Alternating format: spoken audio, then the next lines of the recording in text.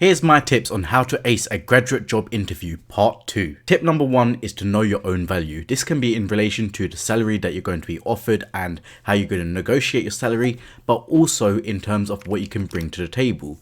Now this is very important for an interview, as a lot of people will go into an interview quite nervous, which is quite normal, but also thinking to themselves, I'm not good enough for the job, it will take a miracle for me to pass this interview, I don't know what I'm doing, please somehow help me. This isn't how you should go into an interview. You should go into there knowing that you're qualified enough for the job, that you can bring something to the table, and that you can succeed and flourish in that environment. By having a bit of confidence in yourself and knowing that you can succeed in the workplace environment if offered the job, this will make the interview so much better.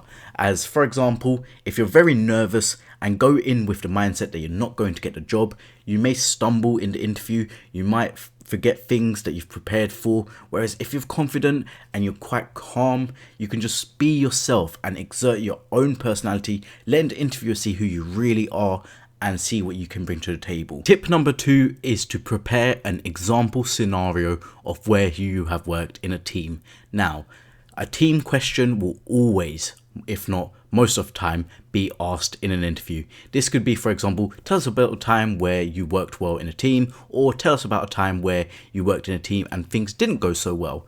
And you need to be able to draw upon past experiences in the interview. I would say go for a university group project, as this seems to be the easiest one to draw an experience upon, as more times than not you will have done a group project at university.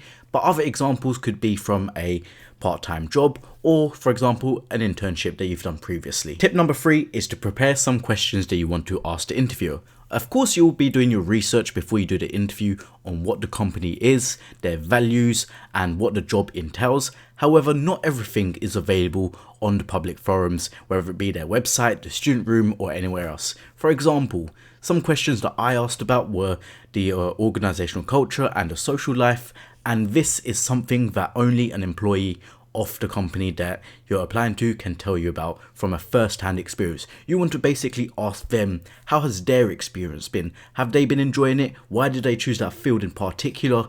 And what they want to do in, let's say, 5 years' time. These are simply questions that you might be asked yourself, but you can literally pull the Uno reversal and be like, so what about you? Why do you currently work at this company? And where do you see yourself going?